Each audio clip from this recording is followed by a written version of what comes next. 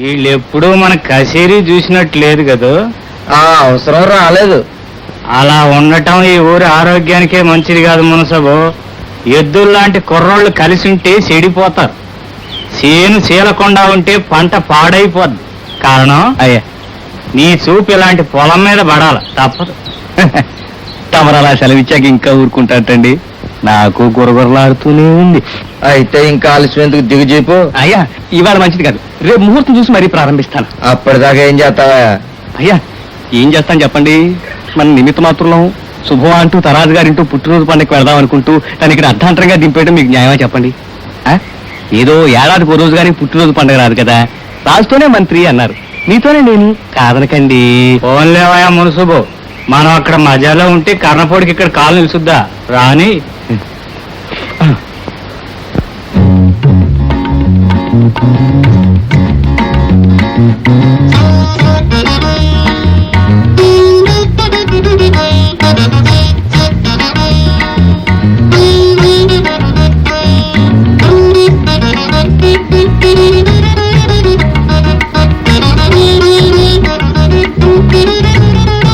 ఇదే జపాన్ లో అయితే రెడ్ బఫెల్లోస్ గ్రీన్ మిల్క్ ఇస్తాయి. Bloody India black buffaloes white milk. ఇదే మన తరాజు గారు అమెరికాలో పుట్టారనుకోండి, ఈ బర్త్డే పార్టీని ఇలా ఏర్పాటు చేయరు. మరి ఎలా చేస్తారు? ఆకాశంలో ఒక ఎరీనా ఏర్పాటు చేసి అందులో అరేంజ్ చేస్తారు. అదెలాగండి? సత్వ ప్రశ్నలు వెయ్యి ప్రథమ ఇండియా బుద్ధులు నువ్వు. నేను చెప్పను అసలు. That's all. మానేయండి. మనం అంటే నిమిత్త మాత్రం.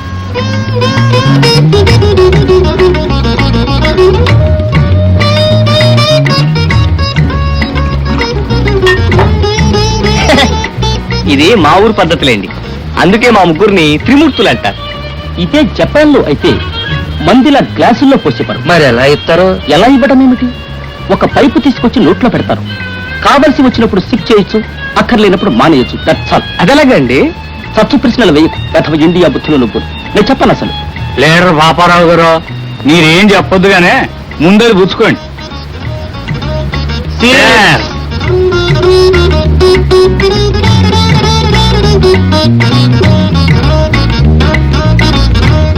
ఇదే జర్మనీలో అయితే ఇలా చేత్తో పుచ్చుకోరు అసలు. మరి దేంతో పుచ్చుకుంటారు? దేంతోనా? ఒక యంగ్ ప్రెటీ స్వీట్ లేడీ తన చేత్తో సిప్ అందిస్తుంది. డోంట్ వరీ, నేను ఆ ఏర్పాట్లు కూడా చేశాను. అదెలాగండి? సచ్చు ప్రశ్నలు వెయ్య ప్రథమ ఇండియా బుద్ధులు పోదు. నేను చెప్పను అసలు. మహాప్రభు, మా ఆనవాయితీ ప్రకారం ముగ్గురిది ఒకే మాట ఒకే బాణం త్రిమూర్తులో. ఒక గ్లాసులో మందు తాగినట్టు ఒక్కరుంటే చాలు ముగ్గురికి.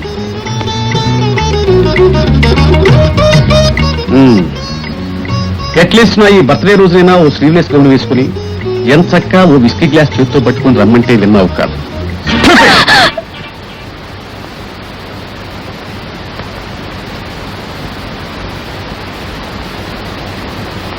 రేపు ఈ పార్టీ డైవర్స్ ఫైల్ నీ చేతిలో పెట్టి నిన్ను పుట్టింటికి పార్సిల్ చేయకపోతే నా పేరు తరాజే కాదు. వెళ్ళి కనిచి.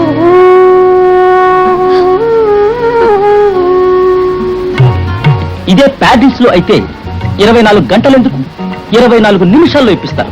ఏమిటండి? విడాకులు. అదెలాగా అండి? సచ్చు ప్రశ్నలు వెయ్యకు ప్రథమ ఇండియా బుద్ధులు నువ్వులు. నేను చెప్పను అసలు.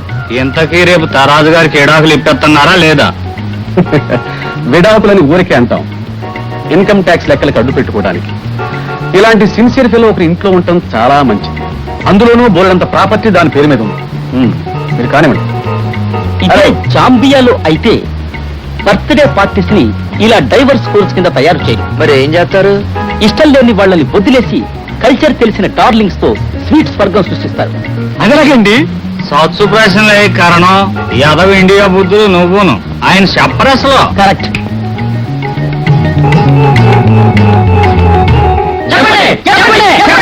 ఆగండి ఆగండి, ఇంకొంచెం ఆగండి. మీ బోనస్ బకాయి డబ్బుతోనే ఆయన బర్త్డే ఫంక్షన్ గ్రాండ్ గా చేయించమని తరాజు గారే చెప్పారు. మా డబ్బుతో ఆయన పుట్టినరోజు పండుగ చేయటేంట? మీకు పెట్టారుగా భోజనాలు. మహా పెట్టారండి. ఎవరు తిన్నారండి? ఆ తిన్నెత్తమని ఎవరిచ్చిందండి? ఎవరు ఏడ్చినా ఎవరు మొత్తుకున్నా తరాజు గారు చెప్పినట్టే చేశాను అంటే. ఆయన చెప్పారండి, మీరు చేశారండి. ఆగండి. అది కాదు మేనేజర్ గారు, ఆ రోజు మీరే చెప్పారుగా తరాజు గారి పుట్టినరోజు కాగానే మా బోనసులు మాకు ఇచ్చేస్తామని. కానీ ఇప్పుడేమిటి ఈ పుట్టినరోజుతో మా బోనసులు గిట్టిపోయాయంటున్నారు? ఇంకా వాడితో మాట్లాంటన్నా ఏమిట్రా మరుగుతున్నావు? ఆగు ఆగు అవును ఇది తేలాల్సిందే కానీ ఇప్పుడు కాదు ఇక్కడ కాదు కాదు, ఇక్కడే తేలాలి, ఇప్పుడే తేలాలి. ఆగండి, ఆగండి, ఆగండి. పదండి పదండి పద పదగా పద నేను చెప్పేది వినండి. మనకున్న సమస్యల్ని సామరస్యంగా పరిష్కరించుకోవాలి. తొందరపడి ప్రయోజనం లేదు. సామరస్యం లేదు, జమరస్యం లేదు. పదండి, ఇవాళ అటు ఇటు తెలుసుకుందాం. శాంతంరా, మరీ అంత తొందరపాటు పనికిరాదు. శాంతం శాంతం అని ఇంతవరకు తెచ్చారు. ఏమిటయ్యా శాంతం? వాళ్ళు అక్కడ పుట్టినరోజులని చచ్చిన తాగి తందనాలాడుతూ పీకల దాకా మెక్కి అరగక కక్కుతూ పండగలు చేసుకుంటూ ఉంటే మనం ఇక్కడ కడుపులు మార్చుకొని కళ్ళప్పగిస్తూ చూస్తూ ఊరుకోవడమేనా శాంతం? శాంతం అని మనం ఊరుకోవటం లేదు రంగా. యజమాని మంది మార్బలం డబ్బు పలుకుబడి కలవాడు. అందరం ఆలోచించి అడిగేయకపోతే అడుగు దొక్కేస్తాడు. అందుకే అందరం పకడ్బందీగా నడవాలి. అవకాశం చూసి నిలయ్యాలి. మీకున్నంత ఓపిక నాకు లేదు. ఆగి ఆలోచించాల్సిన అవసరమూ లేదు. పదండ్రా పోదాం. అది కాదు రంగా, మన సూర్యబాబు చెప్పినట్టు కాస్తంత ఆలోచించి పిరికితనం నరనరాన నిండిన వాళ్ళ నిర్ణయాలతోనే కలిసిరాను. మీరంతా ఇలాగే పడి ఉండాలనుకుంటే అతనితోనే కలిసి ఉండండి. నేను ఒక్కడినైనా వెళ్ళి తీరుతాను. వెళ్ళి ఏం చేస్తాం? నరుకుతాను. ముక్కలు ముక్కలుగా నరికి కాకులకి గద్దలకి వేస్తా. అంతటితో మన సమస్య తీరుతుందా? ఏమో, అదంతా నాకు తెలియదు. అందుకే తమ్ముడు, తెలియని దాని గురించి కాస్త ఆలోచించి తెలుసుకొని చేయటం మంచిది. వద్దు వద్దు, నాకు ఈ పిరికి మందు పోయేద్దు. నాకు ఈ పిరికి మందు పోయేద్దు. నాకు ఈ పిరికి మందు పోయేద్దు.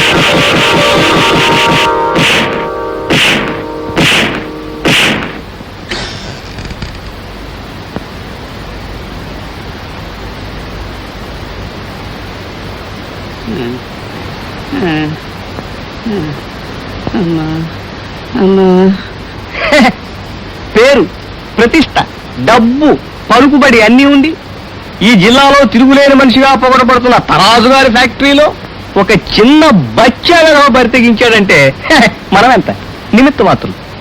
ఆలోచించవలసిందే. ఇదే మా ఊళ్ళో అయితే పేక బిసికి ఊరవతల పాడుబడ్డ పంట కాలవ, అందులో తేలొద్దు శవం. అదంతా పాతకాలం పద్ధతి. పూర్వకాలం కన్నుకి కన్ను పన్నుకి పన్ను అనేవారు. ఇవి కల్చర్ పెరిగిన రోజులు. అంతా సున్నితంగా చేయాలి. కాగల కార్యం తీర్చడానికి గంధర్వులుండగా మనకెందుకయ్యా?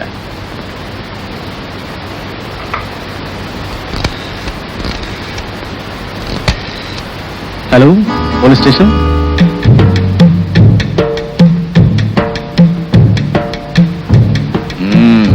రండి రండి రండి రండి. ఇంకా రాలేదేమిటా అని చూస్తున్నాను. వెళదామా? అర్శ్యం. పదండి పోదాం. పదండి రండి.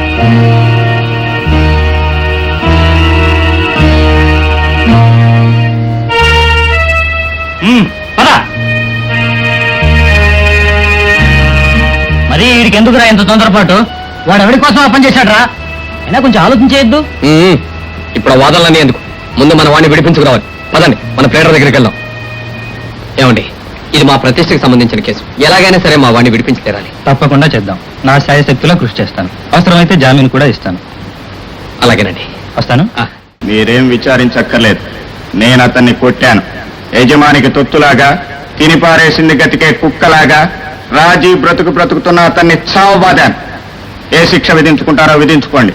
నేను చేసింది న్యాయమేనని, అదే అతనికి తగిన శాస్త్రని గట్టిగా నమ్ముతున్నాను. శిక్షించాల్సింది నువ్వు కాదు, కోర్టు. ఈ కోర్టు నాలాంటి వాడికి అందుబాటులో ఉంది.